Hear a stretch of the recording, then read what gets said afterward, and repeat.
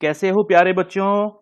आशा करता हूं आप सभी अच्छे होंगे और अपनी पढ़ाई ध्यान से कर रहे होंगे। तो स्वागत करता हूं आपका विजन क्लासेस में। मैं हूं अमित शर्मा। आज हम पढ़ेंगे हिंदी व्याकरण। आज की ये वीडियो बहुत ही महत्वपूर्ण होने वाली है। तो चलिए शुरू करते हैं। बात करते हैं व्याकरण की। व्याकरण क्या है? व्याकरण क्या है, बात करते हैं व्याकरण की। चलिए, व्याकरण व्याकरण की सहायता से हम भाषा के शुद्ध रूप को पढ़ना, लिखना और बोलना सीखते हैं। व्याकरण हमें भाषा के सही नियमों का ज्ञान कराता है। ठीक है, व्याकरण की सहायता से हम क्या करते हैं? भाषा के शुद्ध रूप को पढ़ना, लिखना और बोलना सीखते हैं। और व्याकरण हमें भाषा के सही नियमों का ज्ञान कराता है। व्याकरण के प्रकार, व्याकरण के निम्न 3 प्रकार होते हैं: वर्ण विचार फोनोलॉजी, शब्द विचार इटाइमोलॉजी, वाक्य विचार सेंटेक्स। वर्ण वर्ण किसे कहते हैं? अक्षर। वर्ण भी वही चीज है, वर्ण या अक्षर। ध्वनियों को लिखने के लिए ध्वनियों को लिखने के लिए या बोलने के लिए जिन निश्चित चिन्हों का प्रयोग किया जाता है, ध्वनियों को लिखने के लिए जिन निश्चित चिन्हों का प्रयोग किया जाता है उन्हें वर्ण या अक्षर कहा जाता है। तो वर्ण के टुकड़े नहीं किए जा सकते हैं। जैसे क है, क वर्ण है, इसके टुकड़े नहीं किए जा सकते हैं। जो वर्ण है ये भाषा की सबसे छोटी इकाई होती है। जो आगे शब्द बनते हैं, जो आगे वाक्य बनते हैं, वो वर्ण या उसका बेस क्या होता है, उसका आधार क्या होता है? वर्ण। आधार क्या होता है? अक्षर। वर्ण या अक्षर होता है। वर्णमाला किसे कहते हैं? जब कई वर्ण मिलकर, जब कई अक्षर मिलकर कोई शब्द बनाते हैं। जब कई अक्षर मिलकर कोई शब्द बनाते हैं जिनका कोई अर्थ निकलता है, उनको वर्णमाला कहते हैं। आ गई बात समझ में? जब कई अक्षर आपस में मिलकर कोई ऐसा शब्द बनाते हैं जिनका कोई अर्थ निकलता है, जिनका कोई मीनिंग होता है, उनको वर्णमाला कहते हैं। शब्द कैसे बनेगा? कई सारे वर्ण मिलकर। जैसे एक वर्ण हमने लिया, वर्ण मतलब अक्षर, हमेशा ध्यान रखना, कंफ्यूज मत होना। वर्ण मतलब अक्षर, उसको वर्ण कहते हैं। तो जैसे क वर्ण लिया, एक और ले लिया, म वर्ण ले लिया, एक और वर्ण ले लिया, ल वर्ण ले लिया, तो क म ल क्या बना? कमल। कमल क्या है? एक पुष्प है, एक फूल है। ठीक है, तो ये वर्णमाला भी हमारी। आगे चलते हैं। वर्ण के प्रकार। वर्ण निम्नलिखित 2 प्रकार के होते हैं। एक स्वर होता है, दूसरा व्यंजन। एक स्वर होता है, दूसरा व्यंजन। 2 प्रकार के वर्ण होते हैं, अक्षर होते हैं। कौन कौन से? स्वर और व्यंजन। स्वर वोवेल्स, इंग्लिश में कहते हैं वोवेल्स, अंग्रेजी में क्या कहते हैं? वोवेल्स। तो जिन वर्णों के उच्चारण में, जिन वर्णों को बोलने में किसी अन्य वर्ण की सहायता नहीं लेनी पड़ती है, जिन अक्षरों को बोलने के लिए किसी दूसरे अक्षर की सहायता नहीं लेनी पड़ती है, उन वर्णों को, उन अक्षरों को क्या कहते हैं? स्वर कहते हैं। तो याद करो, जिन वर्णों के उच्चारण में किसी अन्य वर्ण की सहायता नहीं लेनी पड़ती है, उन वर्णों को क्या कहते हैं? स्वर कहते हैं। स्वर स्वतंत्र ध्वनियां हैं। स्वतंत्र मतलब किसी दूसरे वर्ण की सहायता नहीं लेनी होती है, ये अकेले होते हैं। स्वर होते हैं अकेले। तो कुल स्वरों की संख्या क्या है? 11 है। छोटा आ से लेकर और अ तक। अ, आ, ई, उ, ऋ, ए, ऐ, ओ, औ। तो इस तरह से जो 11 वर्ण हैं वो क्या हैं? स्वर हैं। क्या है? स्वर हैं।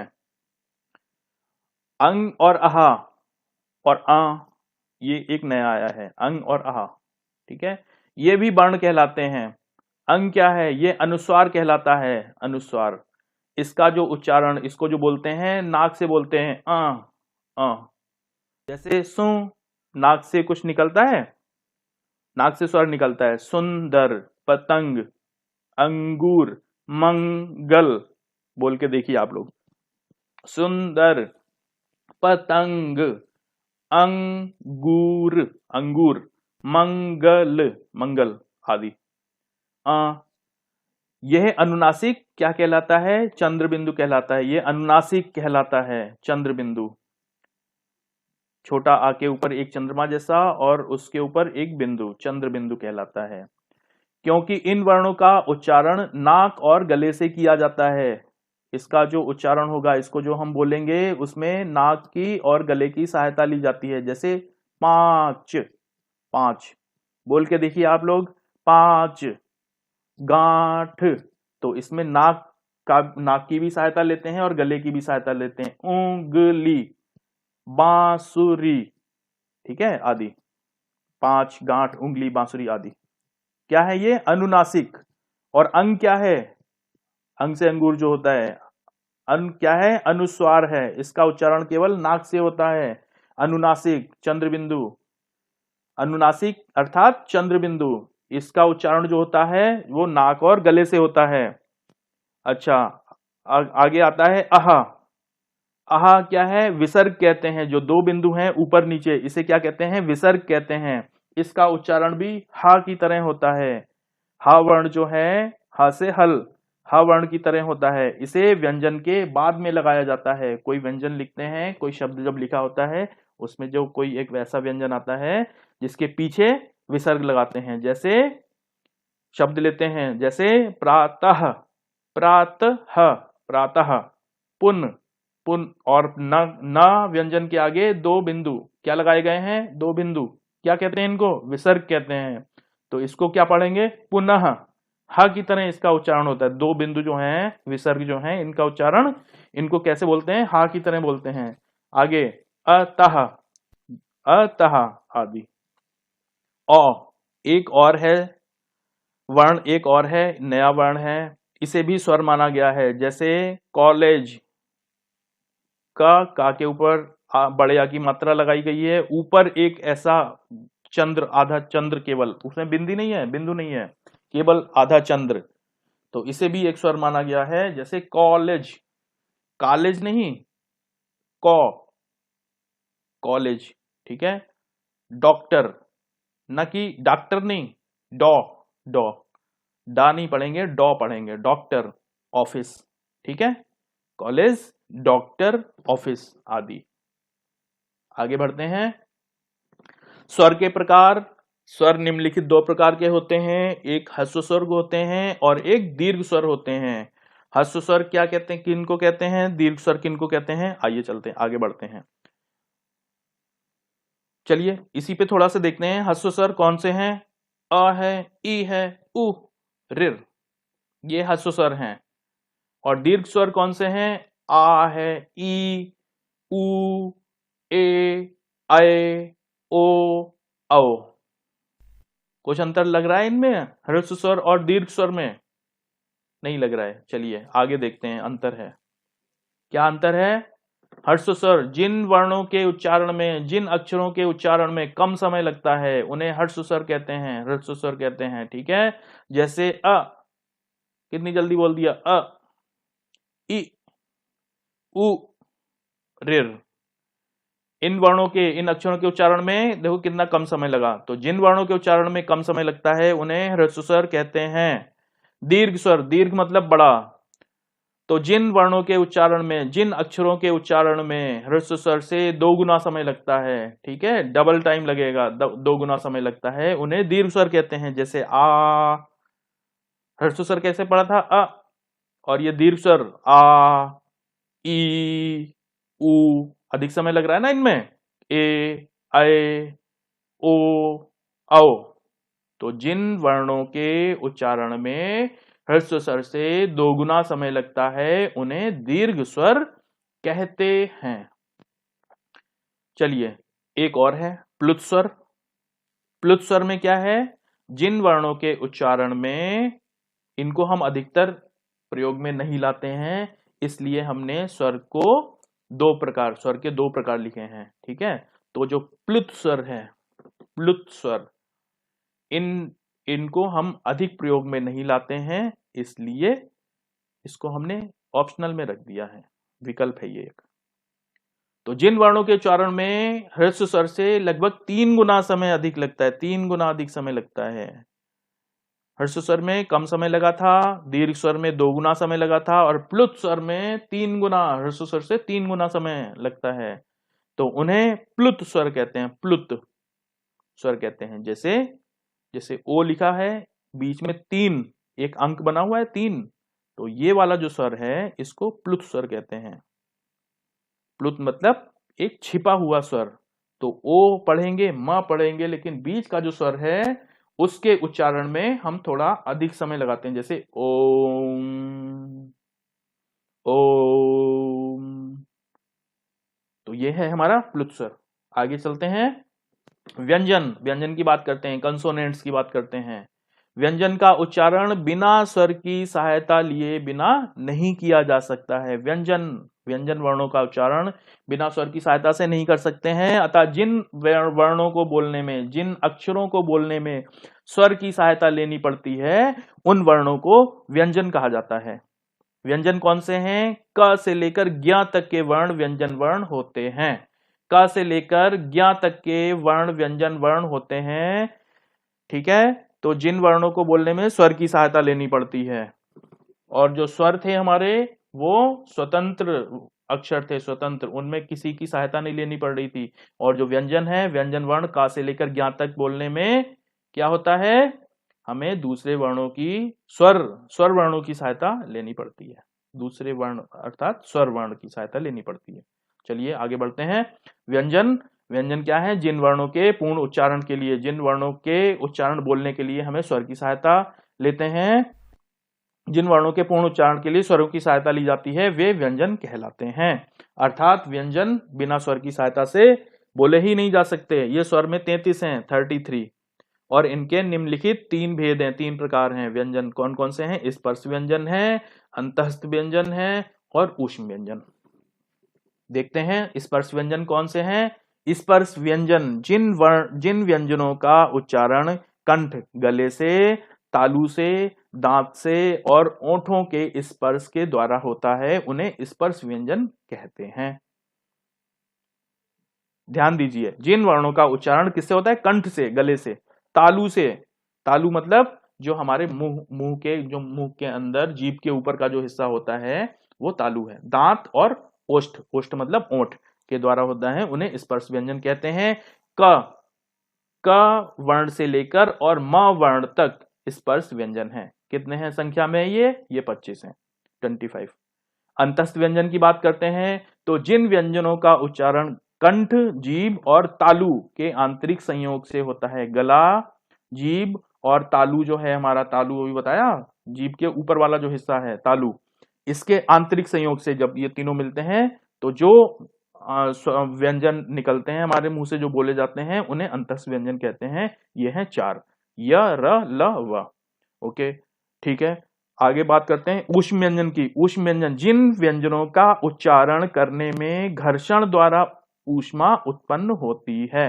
जिन व्यंजनों को बोलने में घर्षण द्वारा ऊष्मा उत्पन्न होती है, उन्हें ऊष्म व्यंजन कहते हैं। अब देखो कैसे बोलते हैं, ये 4 हैं। कौन कौन से हैं? श, श मतलब कुछ घर्षण होता है जीभ और तालू से, तालू के अंदर से, तालू का जो बाहरी हिस्सा होता है उसमें कुछ घर्षण हुआ। श, श, स और ह। ठीक है, तो कुछ घर्षण हुआ, एक ऊष्मा निकली, एक एनर्जी निकली, एनर्जी उत्पन्न होती है, तो उसे क्या कहते हैं? ऊष्म व्यंजन कहते हैं। चलिए आगे बढ़ते हैं। व्यंजन वर्ण कौन से हैं? का से लेकर और हा तक हैं। हमने अभी बताया था का से लेकर ज्ञा तक, लेकिन का से लेकर हा तक व्यंजन वर्ण है। कौन से? क, ख, ग, घ, ण, च, छ, ज, झ, ञ, टा, ठ, ड, ढ, ण, ता, थ, द, ध, न, पा, फा, बा, भ, म, य, र, ल, व, श, स, ह। अच्छा, कौन से 3 बचे? ये 33 हो गए, और 3 और बचे हैं छ, त्र, ज्ञ। इनको क्या कहते हैं? ये व्यंजन वर्ण ही, लेकिन ये संयुक्त व्यंजन है। कौन सी व्यंजन है? संयुक्त व्यंजन। जहां 2 व्यंजन वर्ण मिल जाते हैं, जहां 2 व्यंजन मिलते हैं आपस में, वे संयुक्त व्यंजन कहलाते हैं। अब जैसे छ है, छ से क्षत्रिय, तो कैसे? एक क व्यंजन लिया और एक श व्यंजन लिया, तो क्या बना, छ बना। जैसे अक्षर त्रा, त्रा में त लिया और रा व्यंजन लिया तो त्रा बना। जैसे नक्षत्र, ज्ञ, ज्ञ में ज्ञा भी बोलते हैं कुछ लोग, ज्या भी बोलते हैं, ठीक है, वैसे ज्ञा बोला जाता है। तो इसमें कौन कौन से वर्णन लिए, ज वर्णन लिया और ज्ञा व्यंजन लिया, तो क्या बना, ज्ञान, ज्ञान, ज्ञान। ये शब्द जो हैं दो दो व्यंजनों से मिलकर बने हैं।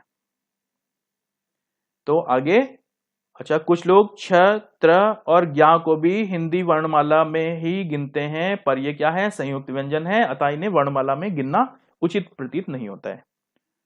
चलिए द्वित्व व्यंजन की बात करते हैं। जब किसी शब्द में एक ही व्यंजन एक से अधिक बार आए, एक ही व्यंजन एक से अधिक बार आ रहा है तो वो द्वित्व व्यंजन कहलाता है।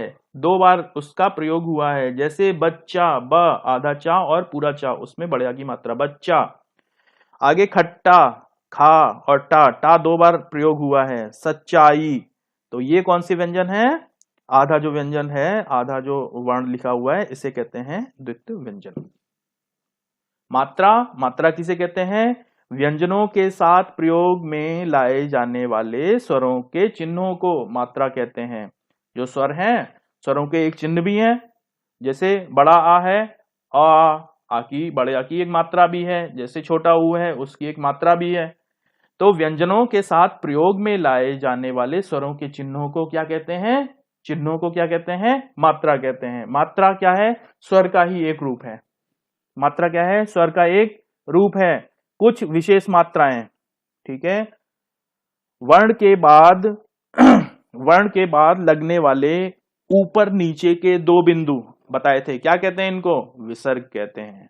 कोई वर्ण लिखा है, कोई अक्षर लिखा हुआ है, उसके बाद में हमने दो बिंदु, ऊपर नीचे दो बिंदु लगा दिए, उनको क्या कहते हैं, विसर्ग कहते हैं। जैसे प्रातः, प्रा लिखा, प्रा में जो डंडा लगा हुआ है, इसका मतलब क्या है, कौन सी मात्रा है, ये बड़े अ की मात्रा है, आ की मात्रा है, ठीक है।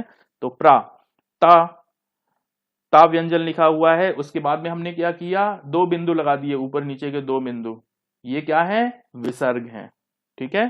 प्रातः, स्वतः, पुनः आदि। व्यंजनों के नीचे लगाई गई तिरछी रेखा, जैसे कोई ऊपर ये आपको बिंदु वाला एक बड़ा सा वृत्त दिख रहा है, ये वाला एक बड़ा सा वृत्त दिख रहा है, इसके नीचे एक तिरछी रेखा, इसको कहते हैं हलंत। जैसे म, क, प, तो जो ये वर्ण हैं, इनके नीचे क्या लगा हुआ है, हलंत लगा हुआ है। कैसे लगा हुआ है, आगे चल के बात करेंगे, क्यों लगा हुआ है इसके बारे में भी हम अभी बताएंगे। एक रा वर्ण आता है, रा, तो जो रा की मात्रा है, एक तो या तो हम रा ही लिख देते हैं, सीधा सीधा रा लिख देते हैं। जैसे रा लिखा तो रमन, रास्ता, राजा, रस। रा की और मात्रा है, सीधा डंडा लगा हुआ है, उसमें एक तिरछी, जैसे कोई अक्षर लिखा हुआ है, उसमें एक नीचे को तिरछी रेखा बना दी, एक तिरछी रेखा। जैसे प्रातः, प्रातः मतलब सुबह, तो पा वर्ण लिखा, पा अक्षर लिखा, इसके एक नीचे तिरछी रेखा, ये तिरछी रेखा बना दी, ठीक है। तो ये क्या हो गया, प्र, रा वर्ण है इसमें। प्रातः, प्रस्ताव, पा में रा की मात्रा लगी हुई है। वा, व्रत, वा में तिरछी रेखा, रा की मात्रा लगी हुई है, ठीक है। तो रा वर्ण की विभिन्न मात्राएं हैं। रा की एक, या तो बिल्कुल सीधा सीधा रा लिख दो, तिरछी रेखा है, ये भी रा की मात्रा है। ऊपर एक गोल मात्रा लगी हुई है, जैसे मर्ज, कर्ज, तो ये भी रा की मात्रा है। और ये है तिरछी एक ऐसे बना हुआ है, ये देखिए, ये क्या है, ट्रक, ट्रक। ड्रामा, ये भी रा की मात्रा है। राष्ट्र, राष्ट्रपति, ठीक है, ये भी रा की मात्रा है। तो ये रा की विभिन्न मात्राएं हैं, इनको अलग अलग वर्णों में अलग अलग हिसाब से प्रयोग किया जाता है। ये इनका एक व्यवस्थित रूप है। स्वरों की मात्राएं, ये देख लीजिए, स्वरों की मात्राएं हैं। छोटा आ स्वर है, इसकी कोई मात्रा नहीं होती है, लेकिन ये सभी व्यंजनों में जुड़ा हुआ होता है, ठीक है। इसकी कोई मात्रा नहीं होती है, तो और लेकिन ये सभी व्यंजनों में जुड़ा हुआ होता है। अगर हम केवल सिंपल व्यंजन की बात करते हैं, साधारण व्यंजन अगर हम लिखते हैं तो किस तरह से लिखेंगे? क है तो क लिखा, इसके नीचे हलंत लगा दिया। अभी बताया था ना कि हम बताएंगे आगे, जैसे ये तिरछी रेखा जो लगाते हैं हलंत वाली, जैसे म, और नीचे तिरछी रेखा लगाई, वो क्या है? हलंत। तो जो ये वर्ण जो लिखा हुआ है जिसके नीचे हलंत है, ये मूल व्यंजन है। मूल व्यंजन मतलब असली व्यंजन, इसमें कोई अभी दूसरा स्वर नहीं जुड़ा हुआ है, इसलिए क्या कहते हैं? सभी व्यंजनों में छोटे आ की मात्रा होती नहीं है, लेकिन छोटा आ स्वर जुड़ा हुआ होता है। जैसे क, कमल, कदम। बड़े आ की मात्रा इस तरह की है, छोटी आती होंगी सभी को, देख लीजिए ये सारी मात्राएं हैं। और इसी तरह से ये जुड़ी हुई हैं। जैसे रेर की मात्रा लेते हैं तो का के नीचे हलंत लगा हुआ है, तो ये हलंत हट जाएगा, का हो गया, और रेर की मात्रा लग गई तो क्या हुआ? कृषक, कृपण। इस तरह से ये शब्द हैं इनके, देखिएगा।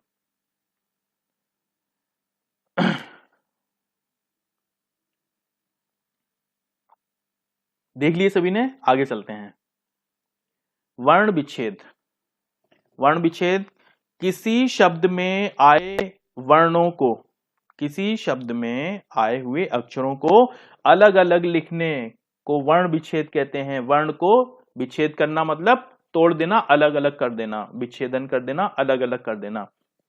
अगर हमें इसकी जानकारी है तो हम लिखने में होने वाली जितनी भी गलतियां होती हैं हम उनसे बच सकते हैं, हमसे गलतियां नहीं होंगी। जैसे आम लिखना है तो आ, बड़ा आ है, स्वर है, लिख दिया, सीधा सीधा लिख दिया आ, बड़ा आ, म। ये क्या है? म क्या है? नीचे हलंत लगा हुआ है, माँ और नीचे हलंत लगा हुआ है, इसका मतलब क्या हुआ? ये मूल व्यंजन है और इसमें स्वर कौन सा जुड़ा हुआ होता है? माँ में कौन सा जुड़ा हुआ होगा? स्वर आ। तो क्या हो गया? आम, आम। भारत, इसलिए भारत कैसे लिखेंगे? भ, भ लिखा, भा में नीचे हलंत, मूल व्यंजन हो गया, प्लस बड़ा आ जुड़ा, बड़े आ की मात्रा जुड़ेगी, इसमें हमने सीधा बड़ा आ लिखा हुआ है। इसकी मात्रा आप लोगों को पता है क्या है? सीधा एक डंडा लगा हुआ है, जैसे ये लगा हुआ है, प्लस र, मूल व्यंजन है, रा के नीचे हलंत है तो इसका मतलब मूल व्यंजन है, रा में आ जोड़ा, रा हो गया। और त, मूल व्यंजन है, हलंत लगा हुआ है, इसमें आ जोड़ा तो ता हो गया। तो क्या ऐसे हो गया? भा, भा में बड़े आ की मात्रा है, भारत, भारत। ठीक है। इसी तरह से सेवक, सा में ए जोड़ा, ए की मात्रा, प्लस वा है, प्लस आ है, प्लस का, प्लस आ। ठीक है। सा में ए जुड़ा है, वा में छोटा आ की, छोटा आ स्वर जुड़ा हुआ है, और क में छोटा आ स्वर जुड़ा हुआ है, तो हम कैसे लिखेंगे? सा, ए की मात्रा किस तरह से है? एक ऊपर मात्रा, से व क, सेवक हो गया। ऐसे ही आसन है, बड़ा आ है, प्लस सा है, इसमें जुड़ा है, सा में कौन सा स्वर जुड़ेगा? आ का स्वर जुड़ेगा। और आस, ये गलत, ये अलग एक्स्ट्रा हो गया, ये गलती है थोड़ी। और ना है, मूल व्यंजन है, इसमें छोटा आ जुड़ा हुआ है। ठीक है, इसी तरह से ये ऊन हो गया। आगे बढ़ते हैं। उच्चारण स्थान, तो इसको देख लीजिएगा। मुख के जिस भाग से जिस वर्ण का उच्चारण होता है, मुख से, मुंह के जिस भाग से जिस अक्षर का उच्चारण होता है उसे उस वर्ण का उच्चारण स्थान कहते हैं। तो वर्ण देखते हैं, अ है, आ है, क, ख, ग, घ, ण, ह है और विसर्ग है। ठीक है। तो इसका उच्चारण कौन सा है?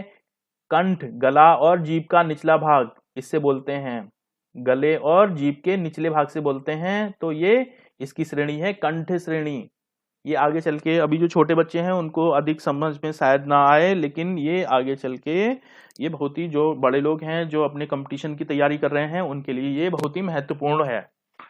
तो कृपया देख लीजिएगा। छोटे बच्चे हैं तो इसको स्किप भी कर सकते हैं, और जो बड़े लोग हैं जो कंपटीशन की तैयारी कर रहे हैं, जो 6 क्लास 7 7वीं कक्षा, 6ठी कक्षा, 8वीं कक्षा, 9वीं कक्षा, 10वीं कक्षा के जो विद्यार्थी हैं उनके लिए ये बहुत ही महत्वपूर्ण होने वाली है। तो देख लीजिएगा, वर्ण ये हैं और इनका उच्चारण इस तरह से होता है, जैसे ई, च, छ, ज, झ, य, श। ये तालु और जीभ के भाग से होता है, इसलिए इसकी श्रेणी है तालव्य श्रेणी। तीसरे में ऋ, ट, ठ, ड, ढ, ण, ड, ढ, र, श, मूर्धा और जीभ, तो ये मूर्धन्य श्रेणी हो गई। त थ द ध न ल स, ये दांत और जीभ से उच्चारण इसका होता है इन वर्णों का, तो ये दंत श्रेणी है। उ ऊ प फ ब भ म, दोनों ओंठ की सहायता लेनी पड़ती है, दोनों ओंठों की सहायता लेनी पड़ती है, तो इसकी श्रेणी ओष्ठ श्रेणी। इसी तरह से अंग अण य अण न म, नासिका, नाक से बोलते हैं इनको, तो अनुनासिक हो गए। ए कंठ, गला, तालु और जीभ, इनकी सहायता लेनी पड़ती है, तो कंठ तालव्य हो गए। ओ औ, कंठ, जीभ और ओंठ, गला, जीभ और ओंठ, कंठोष्ठ्य, ये है श्रेणी इसकी। वह जीभ, दांत, जीभ और ओंठ, तो ये दंतोष्ठ हो गया। चलिए, धन्यवाद। कैसा लगा ये आपको वीडियो, कैसी लगी ये कक्षा?